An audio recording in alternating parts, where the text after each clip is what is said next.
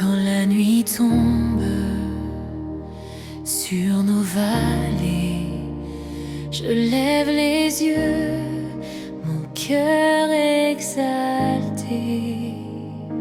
Chaque étoile murmure ton nom. Jésus-Christ revient, c'est ma chanson. Les yeux fixés sur toi, j'entendrai ta voix. Tu reviens bientôt, mon Seigneur, mon roi. Je veux parler au monde de toi. J'irai proclamer Jésus-Christ revient, il est roi.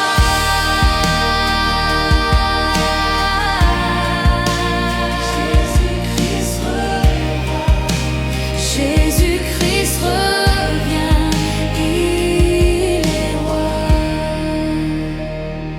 Les nations ne cessent de chercher un mot d'amour pour les soulager.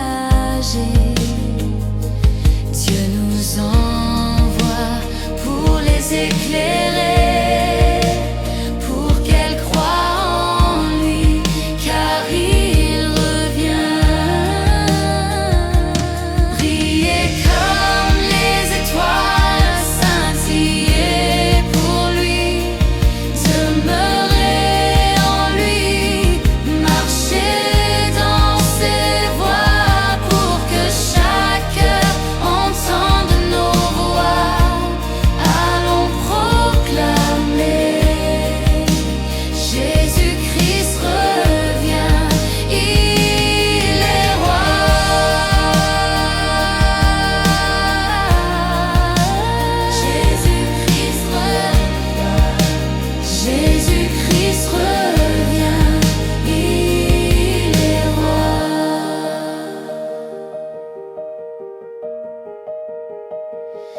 Brillez comme les étoiles, scintillez pour lui, demeurez en lui, marchez dans ses voies, pour que chaque cœur entende sa voix. Allons proclamer Jésus-Christ revient, il est roi.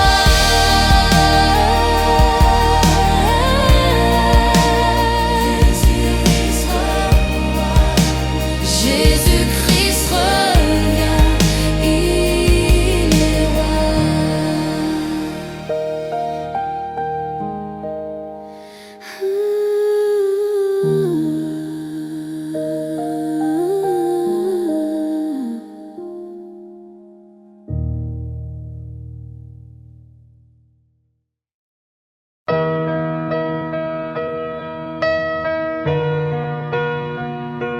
Je vous salue, chers amis. Merci d'être avec nous pour une nouvelle étude de la Bible sur Jésus.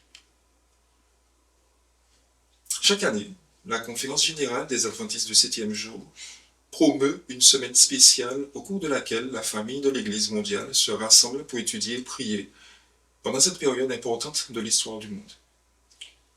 Que nous vivions cette semaine de prière ensemble dans notre Église locale, en petits groupes, avec notre famille en ligne ou même seul, unissons-nous dans la prière pour demander à Dieu l'effusion du Saint-Esprit afin que nous puissions achever notre mission. En 2004, l'Agence spatiale européenne a lancé la sonde Rosetta vers une comète pour y larguer un module du nom de Philae afin de prélever des échantillons sur la comète Chury. Les scientifiques sont d'avis que l'étude des comètes peut fournir des indices importants sur le processus de la formation et l'évolution du système solaire. Le coût du projet s'élevait à 1,4 milliard de dollars pour comprendre l'apparition de la vie sur Terre. Pour moins d'1 euro, dans la Bible, le livre de la Genèse, chapitre 1er au verset 1, au commencement, Dieu créa. Si l'homme cherche des réponses dans les étoiles, Dieu nous invite, durant cette semaine, à une espérance au-delà des étoiles, qui est aussi le titre général de la semaine de prière que nous vous invitons à vivre avec nous. Nous considérons donc un aspect de la mission qui consiste à être les mains de Jésus sur cette terre en attendant son retour. Juste avant de quitter notre planète et de monter au ciel, Jésus a dit à ses amis les plus proches, « Mais vous recevrez une puissance, le Saint-Esprit survenant sur vous, et vous serez mes témoins à Jérusalem, dans toute la Judée, dans la Samarie et jusqu'aux extrémités de la terre. » Dans le livre de Actes, chapitre 1er, verset 8. Ces paroles font écho à celles de Matthieu 28, 19 à 20. Allez, faites de toutes les nations mes disciples, les baptisant au nom du Père, du Fils et du Saint-Esprit, et enseignez-leur à observer tout ce que je vous ai prescrit. Le mandat évangélique communique une vérité de la plus haute importance. Jésus n'a d'autre main que les nôtres. C'est pourquoi, juste avant de le quitter, Jésus a confié à ses disciples le mandat d'atteindre un monde perdu avec le message salvateur de l'Évangile. Aujourd'hui, sur plus de 8 milliards d'individus dans le monde, on estime que 2,5 milliards sont chrétiens. Or, parmi les quelques 5,5 milliards qui ne sont pas chrétiens, beaucoup n'ont jamais entendu parler de la parole de Jésus ni de la croix. Comment l'Église et ses membres peuvent-ils avoir un impact sur une population aussi vaste? Dans Luc chapitre 15, Jésus a raconté 3 paraboles distinctes dans le but d'encourager ses disciples à s'approprier le privilège de parler de Jésus à leurs semblables. Si ces paroles sont de nature similaire, en revanche, elles mettent l'accent sur des vérités bien différentes. Ce récit est d'abord une réponse de Jésus face aux critiques des dirigeants spirituels de l'époque. Tous les collecteurs des taxes et les pécheurs s'approchaient de Jésus pour l'entendre. Les pharisiens et les scribes maugriaient, ils accueillent des pécheurs et ils mangent avec eux. Luc chapitre 15, versets 1 et 2. Jésus n'était pas dans le jugement. Sa posture faisait que les gens s'approchaient de lui. Il est intéressant de noter qu'il attirait par sa manière d'être et de faire. Et la question que nous nous posons est nous aujourd'hui. En réponse aux remarques des pharisiens et des scribes, Jésus va donner 3 paraboles dans le but de rappeler aux dirigeants religieux leur rôle. Car dans le cas d'espèce, les chefs religieux avaient clairement perdu l'amour pour leurs âmes. Ceux qui venaient à Jésus découvraient auprès de lui l'espoir d'être eux aussi retirés de l'abîme du péché, alors que les pharisiens les méprisaient et les condamnaient. Le Christ accueillait ces pécheurs comme des enfants de Dieu, égarés loin de la maison paternelle, mais présente dans le cœur du Père. Leur misère le poussait à les aimer encore davantage. Plus il était éloigné de lui, plus il désirait les ramener à la bergerie, et plus grand était le sacrifice auquel il consentait en leur faveur. Le fils prodigue fut guéri de son égocentrisme après avoir perdu tout ce qui pouvait, selon lui, lui apporter le bonheur. Affamé, complètement fauché, il se souvint alors de l'amour de son père et décida de rentrer chez lui. Ayant perdu sa fierté, il était prêt à accepter le rôle d'un simple serviteur pourvu qu'il retrouve son père. La parabole du fils prodigue nous enseigne que quelque chose de fondamental sur le cœur de Dieu. On peut choisir d'abandonner Dieu, mais Dieu, lui, n'abandonne pas les âmes perdues. Alors qu'il se trouvait dans une porcherie et qu'il mourait presque de faim, le jeune homme, entendant l'Esprit de Dieu, à son cœur se mit à réfléchir. Le Saint-Esprit cherche constamment le pécheur errant et l'appelle à revenir à la sécurité du cœur rempli d'amour de Dieu. Et Dieu aide les âmes perdues à retrouver le chemin de la maison. Contrairement au fils prodigue, la pièce perdue ne savait pas, elle, qu'elle était perdue. Sa propriétaire balaya la maison et chercha jusqu'à ce qu'elle retrouve son précieux bien. Où que nous soyons, la trame perdue attend que nous la cherchions. Le ferons-nous? Nous rencontrons constamment des personnes insensibles aux préoccupations religieuses. Et notre présence dans les lieux de culte ne signifie pas que nous ne soyons pas perdus. Le paradoxe, en effet, est bien là. Perdus dans la maison, dans le foyer, dans l'église, au nez à la barbe de tous. La recommandation de Jésus est qu'il faut chercher avec soin, car un coup d'œil rapide des relations superficielles ne permettent pas de détecter les âmes perdues dans l'église. Le père avait perdu l'un de ses fils, la femme avait perdu une pièce de valeur. Dans cette 3e parabole, un homme n'avait perdu qu'1% de son troupeau, alors que des chevaux peuvent se vendre pour des millions de dollars, que des taureaux et des vaches peuvent se vendre pour plusieurs milliers de dollars, un mouton ordinaire, lui, n'a qu'une valeur insignifiante. Pourtant, Dans la parabole de la brebis perdue, un berger laisse 99 brebis pour s'aventurer dans une campagne potentiellement dangereuse afin de ramener une brebis.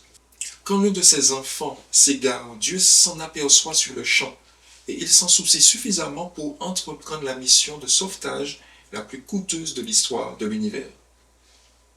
De même, là où l'on voit un individu perdu, Dieu voit un brave témoin de la vérité. Là où l'on voit quelqu'un qui ne manifeste aucun respect pour la Bible, Dieu voit potentiellement un enseignant, un pasteur ou un missionnaire. Là où l'on voit une âme insouciante, Dieu voit un être qu'il peut transformer et utiliser pour répandre la lumière de l'Évangile. La compassion exige que nous atteignions quelqu'un avec la bonne nouvelle du salut en Christ. Aujourd'hui encore, Jésus s'adresse aux membres de son Église, leur dit « Je n'ai d'autres mains que les vôtres ». Nous sommes le prolongement des mains de Jésus sur cette terre, afin d'aller vers ceux qui sont perdus dans ce monde, ceux qui sont perdus dans l'Église, et enfin, accueillir ceux qui sont perdus mais qui ont retrouvé le chemin. Voulez-vous vous engager à être les mains de Jésus sur cette terre? Refusons d'être à l'image des responsables religieux de cette époque, qui pestaient contre Jésus car il accueillait des gens de mauvaise vie et mangeait avec eux. Usons de mansuétude envers nos contemporains afin que nos mains soient véritablement le prolongement des mains de Jésus. Nous voulons maintenant vous inviter à un moment de prière. Notre Dieu, notre Père, nous voulons te remercier pour toutes les bénédictions que tu as déjà déversées jusqu'à aujourd'hui sur nous. Et nous voulons, dans ton amour, dans ta bienveillance, que tu puisses tourner ta face vers nous, afin que nous puissions être le prolongement de tes mains sur cette terre, manifester de l'amour, de l'empathie envers ceux qui ne te connaissent pas, mais aussi ceux qui se sont perdus dans la bergerie. Que ton nom soit glorifié à travers nos mains et que nous puissions continuer la mission au nom de Jésus. Amen.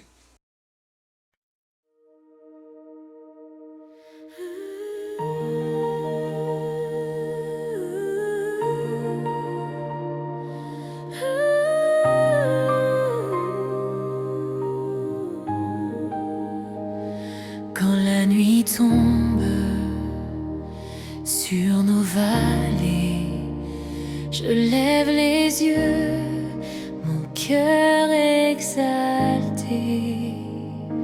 Chaque étoile murmure ton nom.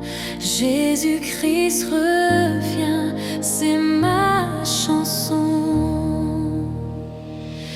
Les yeux fixés sur toi, j'entendrai ta voix. Tu reviens bientôt, mon Seigneur, mon roi. Je veux parler au monde de toi. J'irai proclamer Jésus-Christ revient, il est roi.